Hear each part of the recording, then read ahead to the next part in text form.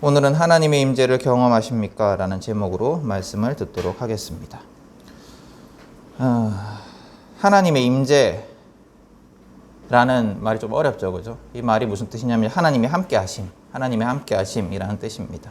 하나님이 나와 함께하시는 것을 하나님의 임재하신다 라고 하는 거죠. 그래서 뭐 예배 찬양을 할 때도 우리가 하나님의 임재를 바랍니다. 이곳에 하나님 임재하여 주시옵소서, 하나님 이곳에 임하여 주시옵소서라고 기도하는데, 우리 예배 자리가 하나님 앞에 서는 자리이기 때문에 하나님이 이곳에서 우리 예배를 받아주십시오 라는, 이곳에 계셔서 우리 예배를 받아주십시오 라는 기도의 내용입니다. 여러분, 언제 하나님이 나와 함께 해주시기를, 여러분이 하나님이 나와 함께 하시기를 바라세요? 언제 여러분은 하나님의 임재를 바라십니까? 성경은 하나님은 무소부재하신 분이다 이렇게 얘기를 해요. 무슨 뜻이냐면 하나님은 언제 어디서나 모든 곳에 계시는 분이다 라고 얘기를 합니다. 그래서 이 성경 말씀에 따르면 하나님은 언제나 어디서나 계세요. 언제 어디서나 계십니다. 언제 어디서나 임재하십니다. 그래서 우리는 언제 어디서나 하나님과 함께 합니다. 우리가 인식하지 못할 뿐이지 하나님은 언제 어디서나 우리와 함께 해요. 그렇지만 우리가 그것을 좋아하는가? 하나님이 언제 어디서나 우리와 함께 하시는 것을 좋아하는가? 라고 질문해 보면 솔직히 그렇지 않은 것 같습니다. 내 마음대로 하고 싶은 때가 있어요. 하나님과 함께 하지 않고 내 마음대로 하고 싶은 때가 있어요. 뭐 예를 들어서 죄를 지을 때 하나님이 내 옆에 계신다면 되게 불편하겠죠. 그죠? 뭐 이럴 때 하나님과 함께 하는 것을 우리가 원하지 않습니다. 우리는 그래서 무소부재하신 하나님에 대해서 말씀을 듣지만 하나님이 무소부재하시다, 하나님이 언제 어디서나 우리와 함께 하신다라는 사실을 잊으려고 합니다. 그럼에도 우리가 하나님의 임재를 강하게 원할 때가 있어요. 하나님이 나와 함께 하시기를 강하게 바랄 때가 있습니다. 그때 언제일까요? 내가 필요할 때, 내가 아쉬울 때, 내가 어려움에 닥쳐 있을 때, 또 내가 어떤 고민이 있는데, 어떤 고민과 결정을 해야 될 그런 어떤 시기가 있는데 내가 어떻게 해야 될지 모를 때, 그럴 때 하나님이 나와 함께 하시기를 바라면서 하나님을 찾고 또 하나님의 말씀해 주시기를 원하는 것 같아요. 하나님이 나와 함께 해주시기를, 나에게 힘을 주시기를, 나의 삶을 이끌어 주시기를 바라는 것 같습니다. 여러분, 언제 하나님의 임재를 강력하게 바라셨어요? 저는 이제 설교를 준비하면서 제가 질문을 해보니까 내가 언제 하나님의 임재를 강력하게 바랐을까? 딱 생각나는 게, 우습게도 어린 시절에 짝사랑하던 여자애한테 고백해야 될까 말까 뭐 이런 고민할 때 굉장히 하나님의 임재를 바랬던 것 같아요. 하나님이 나와 함께 해주시기를, 하나님이 내게 말씀해 주시기를, 또 내가 고백했을 때 이걸 얘가 듣고 오케이 해주기를, 뭐 이렇게 되게 강력하게 바랐던 것 같습니다. 좀 우습긴 한데 그때 정말 하나님 임재를 바랐던 순간이 아닌가라는 생각이 들어요. 그리고 또 언제였냐 하면, 제가 이제 응급실에 실려가서 이제 투석을 해야 됩니다 라는 선고를 받고 난 처음 몇 년간이었던 것 같아요. 하나님이 나와 함께 해주셔서 나를 이제 병에서 낫게 해주시기를, 그래서 이 절망적인, 그때 당시에는 어쨌거나 절망적이라고 느꼈던 그 투석이라는 치료에서 벗어날 수 있기를 굉장히 바랐던 것 같습니다. 그때까지 이렇게 생각을 해보면 아까도 말씀드렸지만 하나님의 임재는 나를 위한 임재였어요. 하나님이 함께 하심은 나를 위한 함께 하심이었어요. 제가 그것을 뭐 의식하든 의식하지 않든 하나님이 나와 함께 하셔서 나의 요구, 나의 소원을 들어주시는 것이 하나님의 함께 하심에 대한 저의 솔직한 기대였던 것 같아요. 하나님이 함께 하시면 내 소원이 이루어지겠지. 하나님이 함께 하시면 내가 내 고통에서 벗어날 수 있겠지. 그러나 이제 그 이후에 하나님의 임재에 대한 오랜 기다림과 고민 속에서 저의 생각이 좀 바뀌어 갔습니다. 하나님의 임재라는 것이, 하나님의 함께 하심이라는 것이 마치 그 램프에서 지니를 불러내는 것처럼, 그래서 지니가 함께 있을 때 내 소원을 들어주는 것처럼 그런 것과는 다른 것이다. 하나님의 함께 하심이 그런 것과는 다른 것이다 라는 사실을 깨닫게 되었습니다. 여러분에게 하나님의 임재는 어떤 의미일까요? 여러분은 언제 하나님이 나와 함께 하시기를 바라보셨습니까? 어떤 기대로 그렇게 하셨어요? 아마 저와 비슷했을 것 같아요. 물론 하나님의 임재는 우리를 절망에서, 고통에서, 불안에서 벗어나게 합니다. 우리와 함께 하시는 하나님은 우리의 소원을 이루어 주세요. 우리의 든든한 부모님과 같은 분이십니다. 그러나 그것이 하나님의 임재가 우리에게 가져다주는 복의 다는 아니에요. 그런 것이 분명히 하나님의 임재가 우리에게 가져다주는 복이긴 하지만 그것이 다가 아닙니다. 오늘 성경을 보면 오늘 본문은 예수님이 어부였던 베드로와 야고보와 요한을 제자로 부르시는 이야기입니다. 예수님은 세례를 받으신 이후에 갈릴리를 다니시면서 말씀을 가르치시고 여러 가지 기적들을 행하십니다. 귀신을 쫓으시고 병자를 고쳐주세요. 그 소문이 퍼지자 사람들이 열광합니다. 예수님께 가면 귀신이 쫓겨나고 병이 나을 수 있다라는 사실에 사람들이 열광해요. 예수님을 만나고 싶어하고 예수님 말씀을 듣고 싶어합니다. 자신들도 그 기적의 주인공들처럼 고통과 질병에서 해방되고 싶어해요. 예수님이 오늘 게네사렛 호숫가에 계셨을 때도 마찬가지였습니다. 이 게네사렛이라는 게 갈릴리라는 뜻입니다.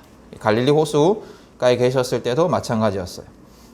사람들이 예수님 말씀을 듣기 위해서 막 몰려왔습니다. 많은 사람들이 몰려왔어요. 그러자 예수님은 시몬 베드로의 배에 오르십니다. 오늘 이야기에서 이 예수님과 베드로의 만남은 굉장히 중요한데요. 예수님은 베드로와의 만남과 대화 속에서 몇 가지 중요한 도전을 하세요. 예수님 스스로 도전을 하십니다. 사실 오늘 이 성경에 드러나는, 오늘 이 말씀에 드러나는 예수님의 도전은 오늘 사건에서만 드러나는 도전은 아닙니다. 예수님의 성육신 자체가 도전이었어요. 예수님은 도전을 감수하시면서 이 땅에 오셨고 인간을 위해 죽으시고 부활하셔서 구원의, 온 인류의 구원, 온 세상의 구원의 길을 열어주셨습니다. 그렇다면 오늘 예수님의 이 도전은 뭘까요? 오늘 성경에서 드러난 예수님의 도전은 첫 번째로 예수님은 거부당할 수 있는 위험, 거부당할 수 있는 그 가능성을 가지시고 도전을 하십니다. 그 가능성에 대해서 도전을 하세요. 예수님은 베드로의 배에 오르세요. 그리고 그 배를 육지에서 조금 떼어놓기를 요청하십니다. 명령하신 것이 아니라 요청하셨어요. 우리 새 번역에서는 분명하지 않은데 개역 개정을 가지신 분 성경에 보시면 조금 떼기를 청하시고 라고 기록을 하고 있습니다. 요청하셨다는 거예요. 그러니까 이 요청이라는 건 거부당할 수 있어요. 그죠? 좀 어렵겠는데요? 좀 힘들겠는데요? 거부당할 수 있습니다. 근데 인간들이야 뭐 거부당하는 것이 특별한 일이 아니잖아요. 우리가 뭐 부탁했는데 거부당할 수도 있죠. 그죠? 그런데 예수님이, 하나님의 아들이, 하나님이신 그분이 또 모든 것을 명령하실 수 있는, 그래서 모든 것을 명령하실 때 모든 것이 복종하는 권위를 가지신 그분이 거부당할 수 있는 요청을 하신 거예요. 그 가능성을 감수하시면서 부탁을 하신 거예요. 사실 생각해 보면 하나님이 십계명을 주시는 순간에도 금송아지를 만든 것처럼 인간들이 하나님의 요청이 아니라 명령에도, 하나님의 어떤 부탁이 아니라 명령에도 대차게 거부와 불순종을 일삼는 것이 우리 인간들이긴 합니다. 그죠?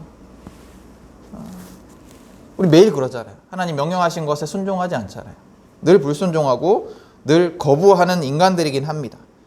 근데 오늘 예수님이 그런 불순종의 아이콘 같은 우리 인간들에게 명령을 해도 시원찮을 판에 부탁을 하신 거예요. 명령을 해도 들을까 말까한 인간에게 요청을 하신 겁니다. 베드로가 만약에 거부한다면, 예수님 요청에 거부한다면 하나님의 아들이신 예수님의 권위가 우스워질 수 있는 그런 위험을 감수하신 것입니다. 사실 성경을 보면, 누가복음을 보면 베드로는 오늘 처음 예수님을 만난 것은 아니에요. 앞선 4장 38절에 보면 예수님이 시몬의 집에 가서 베드로의 집에 가셔서 베드로의 장모를 고쳐주셨다라고 기록을 하고 있습니다. 아마도 그때 예수님과 베드로는 만났을 거예요. 그렇게 생각해 보면 장모를 고쳐준 그 예수님의 요청을 베드로가 거부하겠냐라고 생각할 수도 있습니다.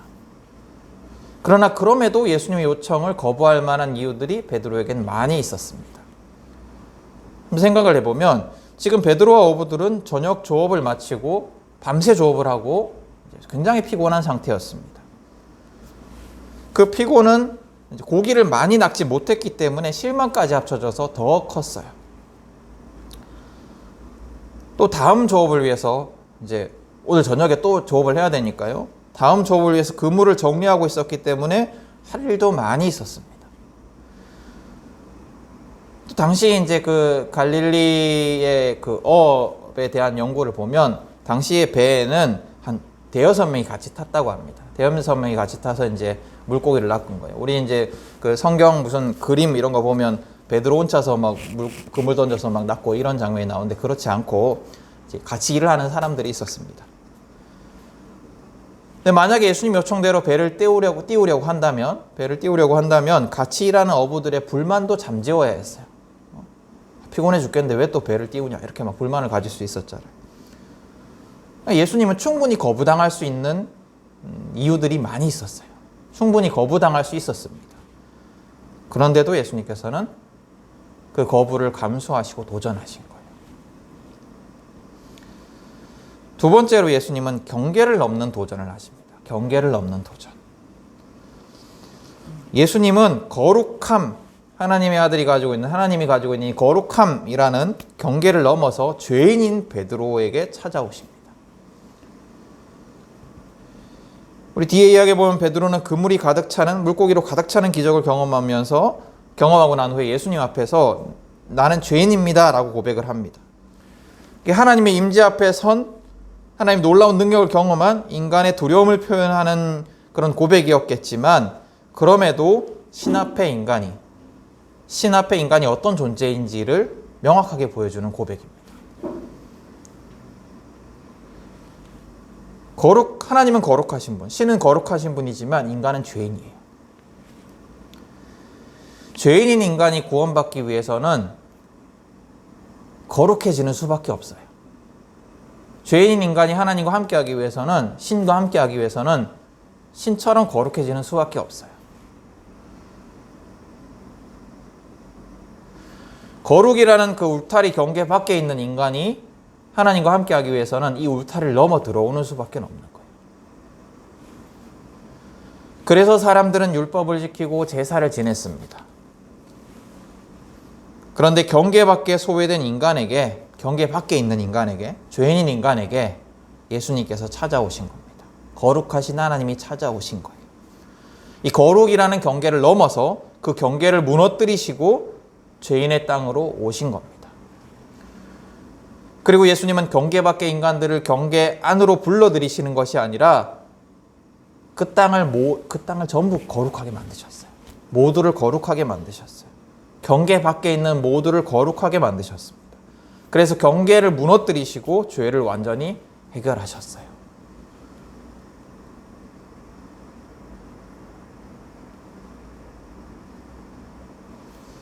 이 완전한 구원은 경계를 넘어서는 예수님의 도전을 통해서 이루어진 거예요. 예수님이 우리에게 너 이렇게 하면 구원해 주신다라고 말씀하지 않으세요. 예수님은 그냥 우리를 구원해 주시는 거예요. 너 이런 조건을 갖추어서 이 경계 울타리 안으로 들어오라 말씀하시지 않으셨어요. 맞죠? 예수님은 그냥 우리를 구원하셨어요. 그 예수님의 도전, 그 예수님의 성육신의 도전을 오늘 이 성경 속에서도, 오늘 이야기 속에서도 하고 계시는 겁니다. 앞서도 말했지만 이 두 도전, 거부당할 위험을 감수하는 도전과 경계를 넘어서는 도전은 오늘 사건만의 도전이 아니라 예수님의 존재가 가지는 도전이에요. 성육신이라는 존재의 도전입니다. 성경 말씀을 떠올려 보세요. 예수님은 사람들로부터 외면당하시고 거부당하시고 실패한 것 같았어요. 그렇지만 십자가에서 승리하셨고 모든 죄인을 거룩하게 하셨습니다. 예수님은 거부당할 수 있는 도전을 하셨어요. 그리고 경계를 넘으셨어요. 근데 그 도전의 결과는 어떠했어요? 도전의 결과는 성공이었습니다. 온 세상의 구원자 예수님께서 구원을 이루셨습니다.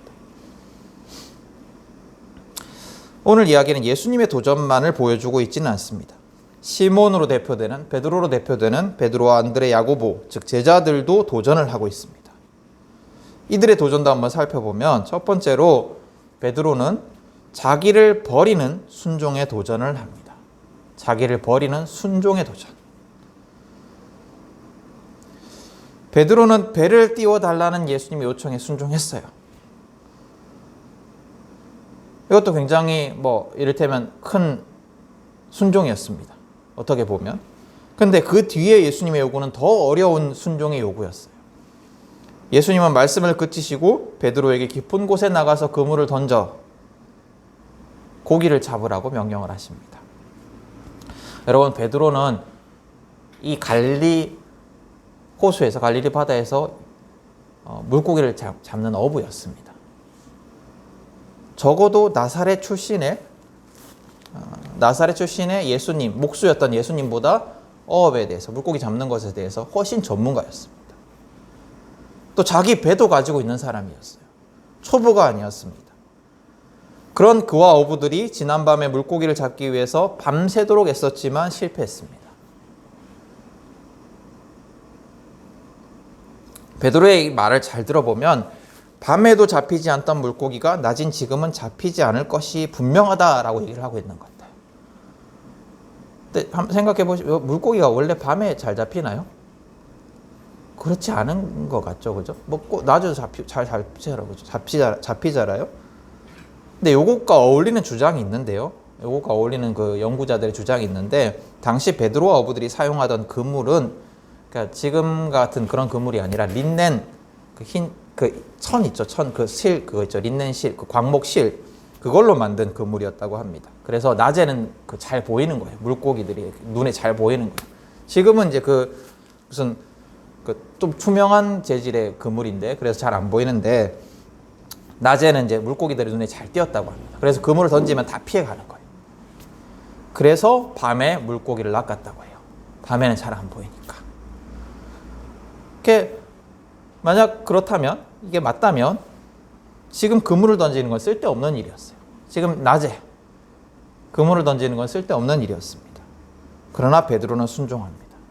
자기의 경험과 지식을 내려놓고, 자기의 주장을 내려놓고, 상식도 내려놓고 예수님 말씀에 순종합니다. 그런 순종의 도전을 해요. 또 두 번째로 베드로는 희생과 손해를 감수하는 도전을 합니다. 앞서도 말했지만 밤새 조업을 했기 때문에 피곤했습니다. 이제 그물을 씻고 빨리 쉬어야 돼요. 밤새 야근을 한 거예요. 쉬어야 되는데 쉬지도 못하고 다시 깊은 바다로 가서 그물을 던지는 건 너무 피곤한 일이었어요. 또 그게 다가 아니죠. 그물만 던지고 다시 돌아오면 다가 아니에요. 오늘 저녁에도 조업을 해야 되는데 지금 나가서 그물을 던지면 기껏 씻어놓은 그물을 다시 또 씻어야 돼요. 다시 또 준비를 해야 돼요. 그러면 언제 쉴 수 있을지 알 수가 없었어요. 못 쉴 수도 있었고, 못 쉬고, 최악에는 못 쉬고 그냥 또 저녁에 조업을 해야 될 수도 있었고, 또 더 나쁘게는 오늘 조업을 포기해야 될 수도 있었어요. 오늘 저녁 조업을. 근데 여러분, 하루 조업을 포기하는 건 베드로 혼자만의 문제가 아니었습니다. 같이 일하는 사람들 모두가 하루 일을 공치는 거예요. 그게 생계와 관련된 문제였죠. 베드로의 순종은 이처럼 큰 희생과 손해를 감수하는 도전이었습니다. 그냥 한번 나갔다 돌아오는 게 아니었어요.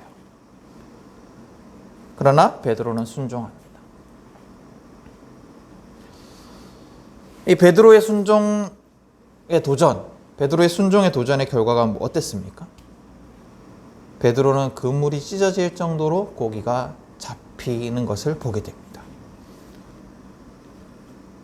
그걸 본 모든 사람들이 놀랄 정도로 큰 사건이었어요. 말도 안 되는 사건이었어요. 그냥 와, 물고기 많이 잡혔네 이게 아니고 정말로 기적과 같은 사건이었습니다.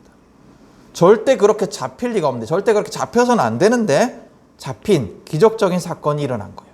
그래서 베드로는 그 사건 속에서 하나님의 능력을 경험합니다. 이건 신이 아니면, 신의 능력이 아니면 이런 일이 절대로 벌어질 수 없다.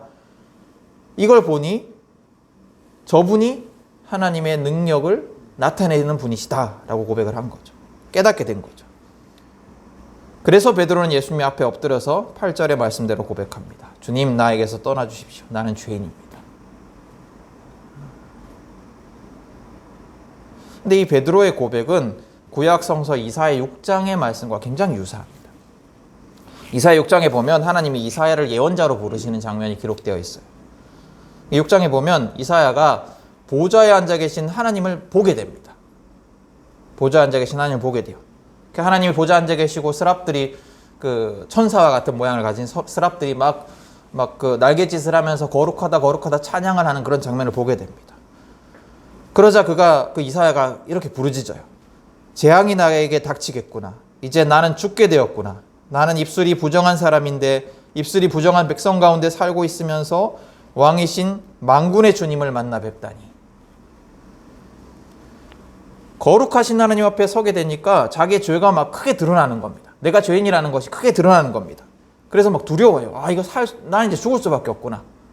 거룩하신 하나님 앞에, 그 거룩하신 하나님의 광채 앞에 나를 비춰보니 나는 너무나 부끄러운 죄인이고 너무나 심각한 죄인이라서 이제 내가 죽을 수밖에 없구나 라고 두려워합니다.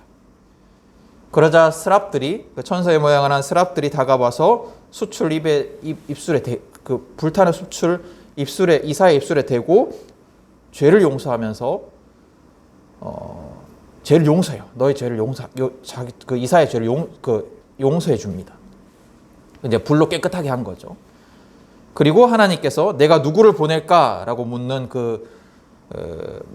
물으시는데 그때 이사야가 저를 보내달라라고 고백을 합니다. 그러니까 이사야가 이제 그렇게 해서 하나님의 그 선지자가 되는 거죠. 장면과 굉장히 유사합니다. 그러니까 기적을 통해서 가득 차는 기적을 통해서 그 예수님의 신적 존재임을 깨달은 베드로가 하나님의 임재를 경험한 거죠. 하나님 앞에 서게 된 거죠. 그러니까 이제 자기의 죄를 고백하면서 떠나달라고, 두렵다고 그렇게 고백을 하고 그 베드로를 예수님께서 부르셔서 제자로 만드시는 그 장면과 이사야 장면이 굉장히 유사하죠. 이렇게 오늘 베드로는 순종의 결과 하나님의 임재를 경험하게 됩니다. 하나님을 만나게 돼요. 하나님을 깊이 경험하게 됩니다. 하나님의 강력한 능력과 기적을 경험하게 됩니다. 이 하나님의 임재는, 오늘 베드로에게 임한 이 하나님의 임재는 자기의 소원이 이루어지고 자기가 어떤 고통에서 벗어나게 하는 그런 임재가 아니었고, 이 하나님의 임재는 스스로가 어떤 존재인지를 깨닫게 하는 임재였어요. 베드로는 하나님 앞에 보잘것없는 자신의 존재를 절실하게 경험하게 됩니다. 그리고 하나님의 임재를 경험한 베드로는 자기의 모든 것을 버려두고 예수님을 따라갑니다. 이전의 모든 것을 버려두고 이전과 완전히 다른 삶을 향해 도전합니다. 갈릴리 어부라는 이전의 자기의 삶과는 완전히 다른 예수님의 제자의 삶을 걸어갑니다. 여러분, 이처럼 오늘 성경이 우리에게 가르치는 하나님의 임재는, 하나님의 함께 하심은 우리의 소원이 이루어지고 우리의 고민과 고통이 해결되는 것과는 조금 달라요. 물론 앞서도 말했지만 그것도 하나님과 함께하는 자에게 임하는 복이에요. 하나님 임재하시면 우리의 소원이 이루어집니다. 하나님 임재하시면 우리가 고통과 절망과 이런 속에서 이런 것들로부터 해방됩니다. 그러나 그것이 다가 아니고 오늘 성경이 가르치는 또 다른 복이 있습니다. 무슨 복이냐면 하나님의 임재는 우리가 죄인임을 깨닫게 하고 우리를 겸손하게 만들어요.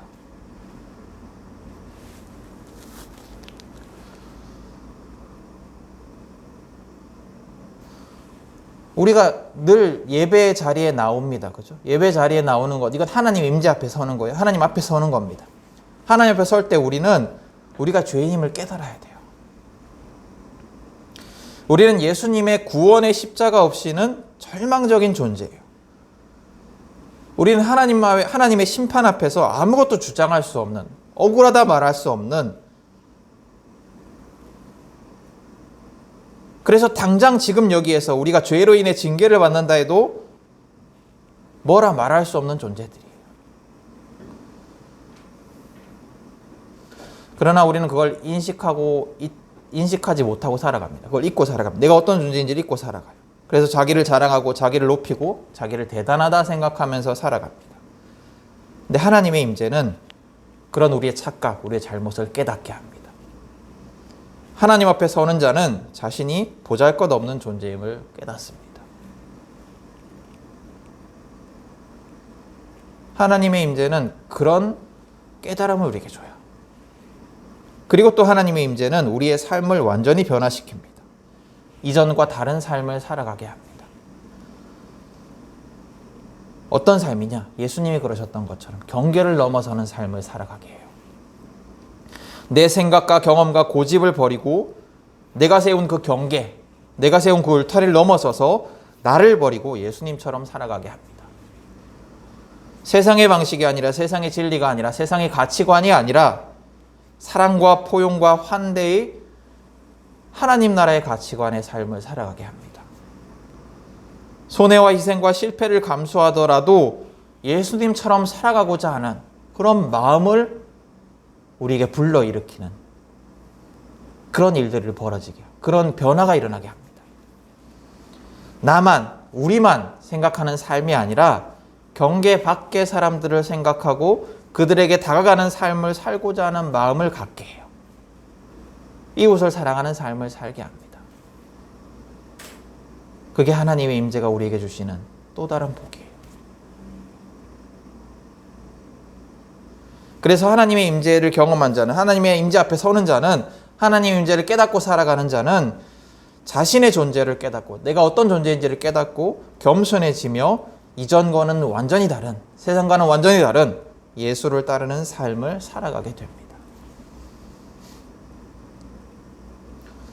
여러분은 이런 변화를 만들어내는, 이런 변화를 일으키는 하나님의 임재 앞에 서 보셨습니까? 여러분은 그런 하나님의 임재를 경험하며 살아가십니까? 오늘 매일 하나님의 임재를 경험하며 살아가십니까? 그렇지 않다면 왜일까요? 오늘 성경은 그 이유에 대해서 도전하지 않아서 라고 가르치고 있는 것 같습니다. 자기를 버리고 예수께 순종하는 도전, 내가 세운 울타리를 무너뜨리고 예수를 따라 순종하는 도전, 희생과 고통을 감수하더라도 예수께 순종하는 도전, 베드로처럼 우리가 그런 도전 앞에 순종할 때 하나님의 임재를 경험할 수 있다라고 가르치는 것 같습니다. 여러분, 우리가 매주 말씀을 듣고 있습니다. 매주 예수님은 우리를 새로운 삶으로 부르십니다. 요청하세요. 이전과 다른 삶을 살아가라고 요청하십니다. 여러분, 매주 말씀 앞에 부딪히잖아요. 내가 살아가지 못하고 있는 삶의 모습들, 예수님 말씀하시는 그 삶의 모습들 앞에 부딪히지 않습니까? 예수님께서 요구하시는, 예수님께서 가르치시는 그 삶의 모습이 나와 너무 달라서 여러분 늘 기도하시잖아요.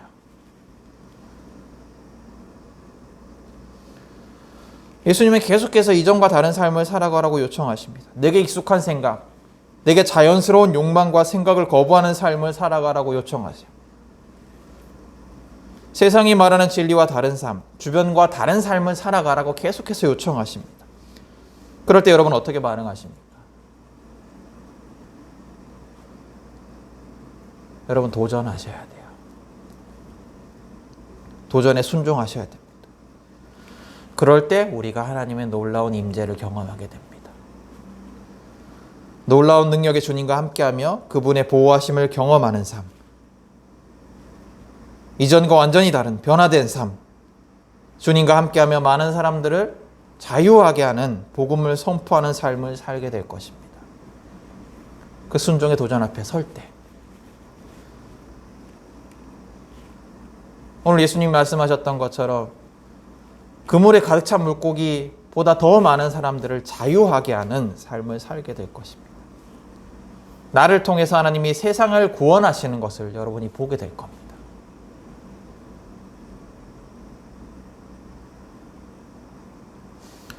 여러분 매주 특별히 설교의 시간 하나님이 우리에게 요청하세요. 하나님이 우리에게 도전하라 말씀하십니다. 오늘 예수님이 베드로에게 찾아가셔서 배를 육지에서 띄우라, 깊은 곳에 가서 그물을 던지라 말씀하셨던 것처럼 하나님의 매주 말씀을 통해서 우리에게 도전하십니다. 매주 말씀을 통해서 우리에게 요청하세요. 그리고 매일매일 말씀 중에 하나님께서 우리에게 요청하십니다. 여러분 그럴 때 오늘 베드로처럼 순종하십시오. 그러면 우리는 하나님이 임재하시는 자의 삶에 일어나는 복, 변화를 경험하게 될 것입니다. 우리의 소원이 이루어질 뿐만 아니라 우리의 고통과 우리의 그 절망, 우리의 그 고통과 아픔들에서 해방될 뿐만 아니라 변화되는 삶, 나 자신을 깨닫는 삶, 겸손한 삶, 순종의 삶, 나를 통해서 세상이 구원받는 그런 삶을 살게 될 것입니다. 여러분 우리 모두가 그분과 함께하는 삶을 경험할 수 있기를 축복합니다. 그래서 오늘 성경의 이 베드로와 같은 삶이 우리의 삶이 될 수 있기를 다시 한번 간절히 소망합니다.